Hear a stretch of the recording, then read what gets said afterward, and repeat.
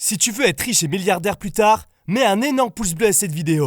Je fais vraiment cette vidéo avec une sorte de tristesse et de haine en même temps. Et tu sais, des fois, t'as la haine, t'es triste, mais c'est tellement fort que mais t'arrives pas à le faire véhiculer.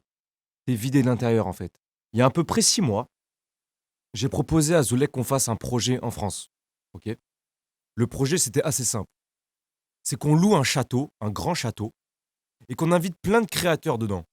Des chanteurs, des rappeurs, plein de créateurs, des YouTube, ce que tu veux.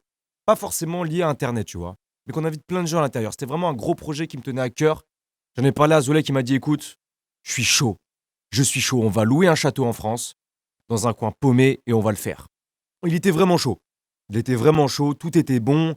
Donc, ce que j'ai fait, c'est que j'ai contacté des gens pour pouvoir louer le château. Alors, quand je dis que c'était un château, c'était pas un château fort, hein. C'est pas un château comme on voit dans les films. C'était juste, je voulais qu'on loue une grande maison, qu'on puisse accueillir beaucoup de monde, qu'on ait la place de faire beaucoup de choses dans un coin paumé, pour pas que ça nous coûte trop cher. Au bout de 2-3 semaines, je trouve une maison qui est parfaitement dans ce qu'on voulait en fait. Dans un coin en France un petit peu paumé, pas trop cher, avec de la place. Je me dis, c'est nickel, c'est super. Il a accepté de venir, il est chaud, on est motivé, ça va être bien. Je me suis dit, c'est trop beau pour être vrai. C'est trop beau pour être vrai. Je trouve la maison parfaite. Azoulek veut revenir en France parce qu'il faut savoir que Azoulek a une phobie de la France. Me demandez pas pourquoi, je n'en sais rien. Il déteste la France. Alors oui, la France, c'est pas. Il a une phobie de la France. C'est-à-dire qu'il déteste la France. Il n'ira jamais en France. Pour lui, c'est vraiment sa pire peur. C'est comme quelqu'un qui a peur d'un serpent. Lui, il a peur de la France. Il ne veut pas venir en France. Et je trouvais ça. Je me suis dit, mais c'est trop beau pour être vrai en fait. Tout était prêt. C'est-à-dire que la maison, le proprio, il était au courant de notre projet. Le propriétaire de la maison, il m'a dit écoute, tu peux louer la maison à partir de septembre. Que à partir de septembre. Elle sera libre à partir de septembre. Azoulek, en 2-3 ans, il a changé. Il suffit de voir son physique, son visage, pour comprendre qu'il prend de la drogue. J'avais une petite voix dans ma tête qui me disait cagoule, ça n'arrivera jamais ce projet. Et voilà en fait. Azoulek, tout était prêt, on avait tout prévu. Et en fait, il a refusé. C'est-à-dire que quand tout était prêt, il m'a dit ah mais en fait non. En fait, non, je veux pas venir en France. En fait, j'irai jamais en France. Il a une phobie, je sais pas pourquoi. Peut-être qu'il a eu un traumatisme en France. Il m'a dit non, je ne viendrai pas. Ça fait quelques années, il a beaucoup changé par rapport au fait que, bah voilà, il prend des drogues.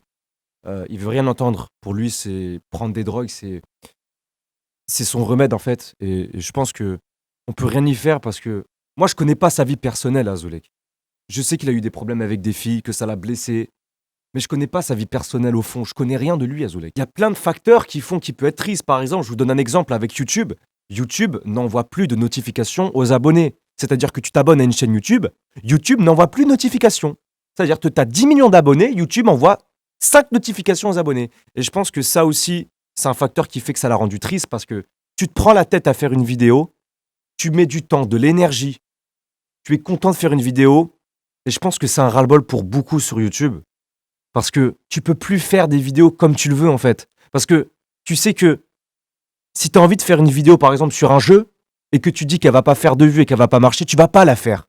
Tu vas pas la faire. Tu vas préférer faire une vidéo, essayer de ne pas rire. Bah bien sûr, mais c'est ça YouTube maintenant. Le YouTube que j'ai connu il y a quelques années n'existe plus. Le YouTube de Diablo X9, de Monsieur le V12, ça n'existe plus. Digidix. Azoulek, il avait tout.